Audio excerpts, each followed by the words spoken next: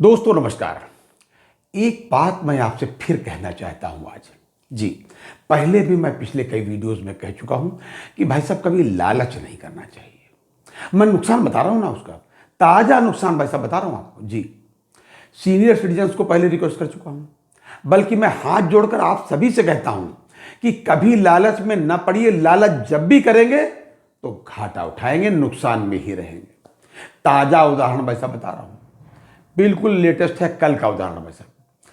जी, reserve bank ने एक और बैंक पर रोक लगा दी, वहां से आप 1 रुपया भी अपना नहीं निकाल सकते। ऐसे बैंक में जहां आप ज्यादा लालच में गए थे, मतलब थोड़ा ब्याज ज्यादा मिल जाएगा वहां।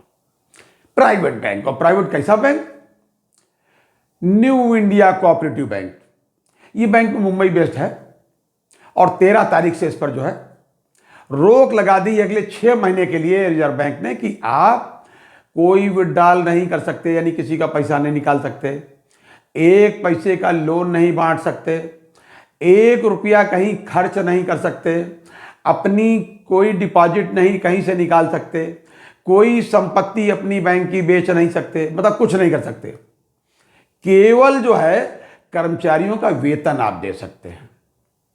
और इसकी वजह केवल यह है कि आरबीआई जो रेगुलेटरी बोर्ड होता है, समझ लीजिए इस तरीके रेगुलेटरी बॉडी होती है बैंक्स की, उसके निगाह में ये आया कि इसके पास लिक्विडिटी की कुछ कमी है। लिक्विडिटी का मतलब जो है फंड्स की कमी है, और लिक्विडिटी फंड्स का मतलब क्लियर कट वही कैश की कमी है। जी, डिपॉजिट की कमी है। आप यूं समझिए कि जो रिपोर्ट्स हैं इसके हिसाब से इनके पास मार्च 24 तक लगभग 2,500 करोड़ डिपॉजिट था, यानी 2,500 करोड़ का डिपॉजिट था। और इनकी 26 शाखाएं हैं मुंबई में। 26 में भाई साहब ताला लग गया है। मैंने देखा कि जो हमारे लोग हैं वहां बड़ी बड़ी लंबी लंबी कतारें वहां लग गई जैसे ही समाचार आया कि शायद हमारा पैसा निकला है। लेकिन भाई साहब 1 पैसा नहीं निकल पाया। लोगों ने अपनी एफडी करी हुई थी, बचत में जमा किया था, केवल इसलिए कि यहां थोड़ा सा ब्याज ज्यादा मिलेगा। है क्या, जो कोऑपरेटिव बैंक्स होती हैं इनको इंटरेस्ट टैक्स एक्ट में छूट होती है, तो ये थोड़ा उसका सदुपयोग या दुरुपयोग जो भी करे तो अपने डिपॉजिटर को अट्रैक्ट करने के लिए थोड़ा सा ज्यादा, हालांकि आधा % तक उनको परमिशन है, लेकिन कभी कभी 1% तक ब्याज ज्यादा दे देती है। और बाकी जो गड़बड़ जहां कर रहे हैं वह भगवान जाने क्या किया होगा।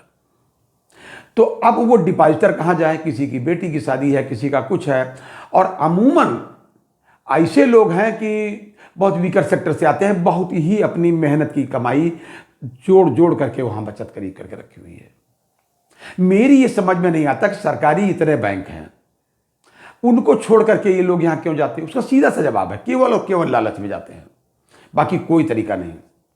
अब क्या बचता है डिपॉजिटर के पास? पैसा कैसे निकालेगा भाई साहब? देखिए, डीआईसीजीसी एक संस्था होती है, आरबीआई के अंतर्गत काम करती है। डीआईसीजीसी पहले 1 लाख तक प्रत्येक बैंक का एक खातेदार का पैसा की गारंटी देता था कि अगर बैंक फेल हो जाए, बैंक डूब जाए, तो 1 लाख रुपया तक हम आपको गारंटी देते हैं। हालांकि पिछली बार उसको 5 लाख कर दिया गया, तो 5 लाख रुपए तक तो आपको मिल सकते हैं। लेकिन कब मिलेंगे ये पता नहीं, ये भी आप समझ लीजिए एक प्रोसेस है। 6 महीने तक तो कुछ मिलने का ही नहीं, अभी जो 6 महीने तक की रोक लगाई। इस बीच में डिपॉजिटर्स को ये सलाह दी गई है कि आप अपने क्लेम फाइल करें कि जिसका कितना डिपॉजिट है, क्या है। फिर वो लिक्विडिटी की जांच करेंगे, बैंक के पास कितनी लिक्विडिटी है, ये कितना पैसा लौटा सकता है। फिर डीआईसीजीसी के अनुसार कितना पैसा इनको दिया जाए, और जिसके 5 लाख से ज़्यादा है भगवान जाने उसका क्या होगा। लेकिन 5 लाख से कम ही हो या डीआईसीजीसी की सीमा के अंतर्गत ही आते हो, लेकिन एक प्रोसेस है भाई साहब। 6 महीने तक तो मिले ही नहीं सकते।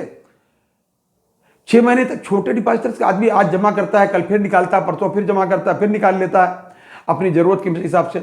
लेकिन मैं पहले भी कहा हूं, फिर निवेदन कर रहा हूं कि कभी भी किसी प्राइवेट संस्था के चक्कर में ज्यादा लालच में मत जाइए।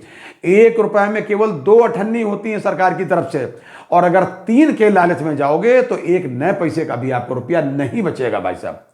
और विशेष करके हमारे बुजुर्ग लोग, सीनियर सिटीजन लोग इसको ठीक से समझ लें। और बल्कि मैं तो देश के सभी लोगों से कहता हूं कि इन प्राइवेट संस्थाओं में जमा मत करिए। सरकार ने इतनी बैंकें क्यों खोली भाई? भारत सरकार की बैंकें हैं। आप जरा से लालच में वहां चले जाएंगे, लालच जब भी करोगे भाई सब नुकसान में रहोगे। तो ये ताजा अपडेट था new India cooperative bank Mumbai के बारे में, जिस पर बैन लग गया है अगले 6 महीने तक के लिए। इसकी 26 शाखाएं, 2600 शाखाओं पर मोटा सा ताला लगा हुआ है और डिपॉजिटर बिल्कुल अंधेरे में है बेचारा। ये बहुत ही दुखद है। और इससे होता क्या है? होता इससे सरकारी बैंकों पर आम जनता जो कम पढ़ी लिखी होती है उसको नहीं पता होता, वो बैंक की साख पर ही बट्टा समझ ली लगने लगता है। ये लोग नहीं जानते कि कोऑपरेटिव बैंक है, प्राइवेट है कि क्या है, किस तरीके की है। लोग समझते हैं कि बैंक है भाई, बैंक में भी ऐसा हो जाता है कि हमारा पैसा जमा हो तो डूब जाता है। बैंकों की साख पर बट्टा लगता है। मेरे विचार से तो ऐसी बैंकों को अनुमति ही नहीं मिलनी चाहिए, लेकिन नियम है तो मैं क्या कर सकता हूं। Second schedule of RBI act में जो है इसका नाम दर्ज हो जाता है, कुछ शर्तें हैं, इतना काम पूरा करिए। बड़े बड़े लोग अपनी बैंक खुलवा लेते हैं। फिर एक चलते चलते निवेदन करूंगा कि आगे से इसका ध्यान रखें और कभी भी किसी प्राइवेट संस्था में 1 रुपया भी मत जमा करिए। कम ब्याज मिले ठीक है, लेकिन सरकारी बैंक में ही पैसा जमा करें। ये था आज तक का अपडेट। अगली बार किसी अन्य अपडेट के साथ फिर हाजिर होंगे। तब तक के लिए इजाजत दीजिए और देखते रहिए आपकी बात।